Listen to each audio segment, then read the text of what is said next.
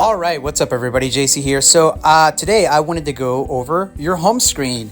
Now, obviously, if you have an iPhone, things have changed quite a bit. And if you have an Android, you should be familiar with widgets. So here I'm just showing you examples of how I have my home screen laid out and different ways that you can organize your screen.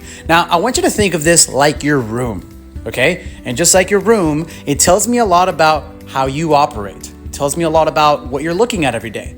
So here's some examples of different widgets that I play with, different ways in which I get into my forest. So as you can see, I have a shortcut right there on my home screen. So if I need to plant my intention, there it is. Easy. If I wanted to read an audiobook, listen to music, see a quote, it is all at my fingertips. For example, here's my shortcut for Deep Focus 10. So when I press that, it triggers a bunch of stuff on my phone to get into deep focus.